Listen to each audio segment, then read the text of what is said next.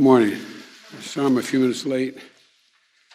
We're getting ready to head down to Louisiana and had a few things I had to do. Look, as we head into Labor Day weekend, we have more evidence of the progress of our economy from last year's economic calamity. Today, we learned the economy created 235,000 new jobs in August, and the unemployment rate fell to 5.2%, the lowest it has been in 18 months. But despite the impact of the Delta variant, and I'll talk a little more about that in a minute, what we're seeing is an economic recovery that's durable and strong. The Biden plan is working. We're getting results. America is on the move again. And today's revision of previous month's job gains, with the revision of the July numbers, this report means that we have been adding an average of 750,000 jobs per month on average during the past 3 months. And in the 3 months before I became president, well, we were adding 60,000 jobs a month. Total job creation in the first 7 months of my administration is nearly double any prior first-year president. While I know some wanted to see a larger number today, and so did I, what we've seen this year is a continued growth, month after month, in job creation. It's not just that I've added more jobs than any first-year president, in the first year of any president. It's that we've added jobs in every single one of my first 7 job reports, and wages are going up. Some more jobs, some months are fewer, some months more, but always adding jobs. This is the kind of growth that makes our economy stronger and consistent progress and not boom or bust. Our economy grew the first half of this year at the fastest rate in about 40 years. We're the only developed country in the world. I'll say that again. We're the only developed country in the world whose economy is now bigger than it was before the pandemic.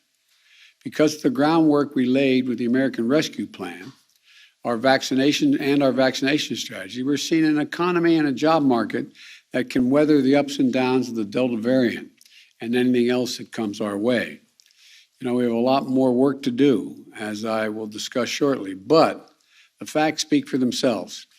Think of where this country stood on the day I was sworn in as president and compare it to where we are today.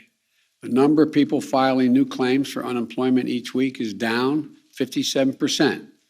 Down 57%. Child poverty is down nearly 50%. We're no longer seeing long lines of people waiting for boxes of food to be put in their trunk after waiting for hours, or sometimes up to 2 hours. The unemployment rate is down from 6.3% to 5.2%, and I believe it's going to continue to go down. And it's no wonder that last week's Gallup poll found that 72% of Americans think that now is a good time to find a quality job. At this time last year, that number was 30%. And that's the mark of an economy where regular people can see a place for themselves in the economy. You know, the holidays we celebrate this weekend, the holiday Labor Day, is about honoring the dignity of work, honoring the American worker. And that's what our economic strategy is all about as well.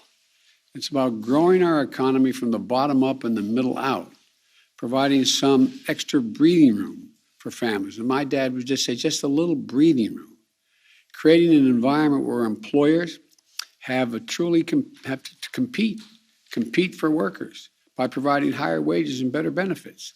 That's what's happening. Wages are up, especially for working class Americans. Even so, even with the progress we've made, we're not where we need to be in our economic recovery. There are 2 critical tasks ahead this month to get us closer to our goal and to take the next steps in our recovery. And the first, we need to make more progress in fighting the Delta variant of COVID-19. This is a continuing pandemic of the unvaccinated. Since becoming president, I've ramped up testing, secured enough vaccine for every single American, and gotten 175 million Americans fully vaccinated. Still, too many have not gotten vaccinated. And it's creating a lot of unease in our economy and around our kitchen tables. Today's report shows that the steps we've taken Passing the rescue plan and vaccinating 175 million people make our economy capable of growing and adding jobs even in the face of this continuing Delta surge. A strength in our economy very different from the way things were last winter. There's no question the Delta variant is why today's job report isn't stronger. I know people were looking, and I was hoping for a higher number. But next week, I'll lay out the next steps that we're going to need to combat the Delta variant, to address some of those fears and concerns. I want to talk about how we'll further protect our schools, our businesses, our economy, and our families from the threat of Delta. As we continue to fight the Delta variant, the American Rescue Plan we passed continues to support families, businesses, and communities. Even as some of the benefits that were provided are set to expire next week, states have the option to extend those benefits and the federal resources from the rescue plan to do so. That not more federal taxes, state taxes, but they have the federal money to be able to do that. States continue to have access to a wide array of support, like Help for Schools that are reopening, Help for Child Care Centers to make them available and affordable, and other resources to help our economy get back to normal. The measures we've taken so far have brought America out of an economic freefall, steadied us, and enabled us to grow our economy even as we continue to combat COVID. We are adding jobs, not losing them. The fight against COVID today is far different from the fight we were waging last winter. The second thing that has to happen in September is for the Congress, the House and Senate, to finish the job of passing my economic agenda so that we can keep up the historic momentum we've been building these last 7 months. It's about investing in America's future, not about short-term stimulus. That's not what we're talking about. These are long-term prosperity we're talking about lowering the cost of living for families, creating millions of good-paying jobs for hardworking Americans. It's about reducing bottlenecks in our economy, reducing long-term price pressures. It's about helping more people to work by helping ease the burden that parents bear, especially mothers, keeping them out of the job market. Both the Senate and the House have taken important steps forward to pass my bipartisan infrastructure plan. This bill is going to end years of gridlock. We used to remember, we always had, the whole notion we had, I guess it was every week was going to be infrastructure week. Well, both literally and figuratively, it's going to change things on our streets across the country and figuratively as it relates to Washington. We're going to create millions of good-paying jobs. We're going to ease inflationary pressure and allow us to win the competition of the 21st century in a global economy where the competition has become more intense. Look, it's historic investment in roads and rail, in transit and bridges, in clean energy, in clean water, universal broadband. It's going to modernize our energy grid. You need not go any further than look what's happening across the country now in terms of the energy grid. It's about resilience. Make our roads and highways safer. Make us more resilient to the kinds of devastating impacts from extreme weather we're seeing in so many parts of the country. And look, this is about good paying jobs for ordinary people, blue collar workers, jobs at prevailing wage, not $15 an hour or 20 or 30, but for the carpenters and pipe fitters, plumbers, electrical workers, and so many other Americans. About 90% of the jobs we'll create with this plan won't require a college degree, but will fundamentally transform the lives of millions of people. It's going to transform America and propel us into the future, just as we did when we built the Transcontinental Railroad, when we electrified the country with the TVA. Look, at the same time, the House and Senate have to advance my Build Back Better agenda. That bill contains critical investments in child care to make it easier for families to be able to go to work and assure their child is being taken care of. In home care for seniors, the polling data shows among your generation, all of you out here, your greatest concern is caring for your elderly parent, even more than your child. It's about paid leave, allowing people with a new child or a sick spouse at home to take care of them without risking losing their paycheck. Not indefinitely, but for a time period they can actually make a difference. Universal pre-K and community college, making us significantly better educated and increasing our competitive edge globally, around the world, over time. And we'll combat climate change by building our clean energy future, creating, the experts point out, millions of jobs and building windmills and solar panels all around the country and transferring that energy, transmitting it to parts that don't have that capacity. We're going to bring down the cost of prescription drugs by allowing Medicare to finally be able to negotiate drug prices with producers. Look, and so much more. Here's the thing you need to know. We're going to deliver these investments without raising taxes 1 cent on anyone making less than $400,000 a year. How are we going to do that? We're going to do it by leveling the playing field, by just having a fair system where we ask the largest corporations and the wealthiest Americans to begin to pay their fair share, not more. They can still make millions of dollars. The super wealthy are still going to be able to have 3 homes. It's not going to affect anything. The fact of the matter is, though, it's about time they begin to pay their fair share. For example, you've heard me say it before, and I'll say it again, but it's the best example to make clear to people a very complicated notion. 55 of the largest corporations in America last year paid zero in federal taxes. I don't care what your position is. It just seems to me it's time they start to pay their fair share, like everybody else. Just pay a little bit here. And it comes up to billions of dollars if they pay. The irony of ironies is during the recession and the pandemic, you've heard me say this before, I apologize for repeating it, when the vast majority of Americans are struggling just to hang on, the number of billionaires in America actually grew. Now I want to hold here for just a second. If, there have been so many records the stock market has hit under my presidency. Imagine if the other guy was here. We're doing great. It's wonderful. The stock market is surging. It's gone up higher than me than anybody. But that doesn't mean that it's the best for the economy. Look, stock market has set 40 record highs just this year. They can afford to pay just a little bit more. But folks, right now, the House and Senate are working on my plan to generate a fair tax system and close loopholes that big corporations and super wealthy use to pay less. To give you one example, there's a group of experts, left, right, and center, who estimate that right now we lose more than $100 billion a year in tax revenue owed from the top 1% of taxpayers alone. Not because of low tax rates, but because the wealthy people aren't paying the taxes they owe. We're going to change that so that they pay taxes just like typical hardworking Americans do right now. We're going to use the money we collect from the tax cuts to give tax cuts to middle-class families, to make it easier to raise kids, to take care of your aging parents, and so much more. What's going on in Congress? Not a single Republican supports this plan. They support the bipartisan plan, but not this plan. Not one.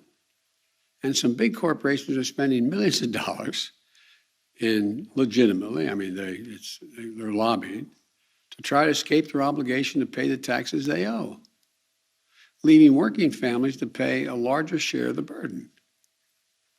Somebody's got to pay. And when those who can afford to pay aren't paying anywhere near their fair share, it means you all pay more. This has worked in the past with significant lobbying efforts, but I don't think it's going to work with me. For those big corporations that don't want things to change, my message is this. It's time for working families, the folks who built this country, to have their taxes cut. And those corporate interests doing everything they can to find allies in Congress to keep that from happening. Let me be, as the old expression was, perfectly clear. I'm going to take them on. We're going to pass these measures. We're going to build an economy from the bottom up and the middle out, not from the top down. And when corporations and the wealthy start to pay their fair share, it's going to put millions of people, according to all the estimates, millions of people to work in jobs that are going to help them punch their ticket to the middle class and stay in the middle class. And everyone will do better, including corporate America. Look, just think about it. Throughout our history, when the middle class has done well, when it prospers, has there ever been a time the wealthy and corporate America doesn't do well? I can't think of one. Our country needs these investments. I'm not asking anything other than just some fairness being injected into the system. Like I said, if you hold here, the fact is that, the very wealthy, well, they're still going to have 3 homes or 4 homes if they want. It's not going to change what schools they can send their kids to. It's not going to change their standard of living. But just pay a fair share. Corporate America is going to continue to do very well. I've seen no evidence to suggest that it's going to cost jobs or cost, and now we need Congress to finish the job, to come through for the American people, ensure that the economy continues to gain strength and stability as we move forward. Now, finally, third thing we need to do, all of us, is to stick together. We have to put ourselves on track to accomplish extraordinary things. A strong, inclusive, historic economic growth. Landmark investments to create even more good jobs and deliver breathing room for millions of families. A giant step forward in the fight against climate change, the crisis made more evident than ever by the death and destruction caused by extreme weather just these past few days. My agenda, I believe, is one that every American, if they understand it, can get behind. Because of the work we've all put in, not just here in Washington, but in communities across the country, every one of those goals is now within our reach. Coming together has always been part of the DNA of Americans. And if we can summon that instinct within us to unite, as one people, one nation, there's nothing beyond our capacity. So let's keep going. Let's stick together. Let's remember who we are.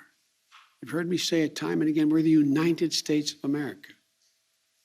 And the rest of the world is looking to us. Just because we are the most prosperous nation in the world right now. We're growing. And there's a fairness to what we're doing.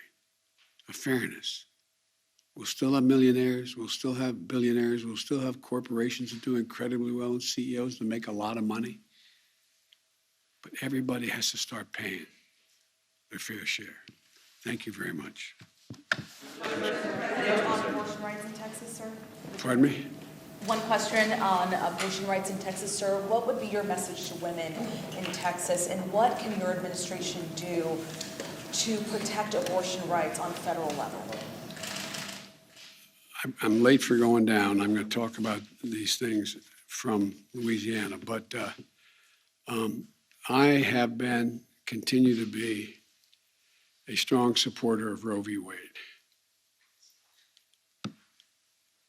Number one. And the most pernicious thing about the Texas law, it sort of creates a vigilante system where people get rewards to go out to, anyway. And it just seems, I know this sounds ridiculous, almost un-American, what we're talking about. Not to debate about, I respect people who think that, who don't support Roe v. Wade. I respect their views. I respect them, those who believe life begins at the moment of conception and all. I respect that. Don't agree, but I respect that. I'm not going to impose that on people. But what I was told, and I must tell you, I am not certain. I was told that there are possibilities within the existing law to have the Justice Department look and see whether are there things that can be done that can limit the independent action of individuals in enforcing a federal system, a state law. I don't know enough to give you an answer yet. I've asked that to be checked. Thank you all very much. On the status of getting Americans out of Afghanistan? Mr. President, what about booster shots? What about the confusion about booster shots, sir?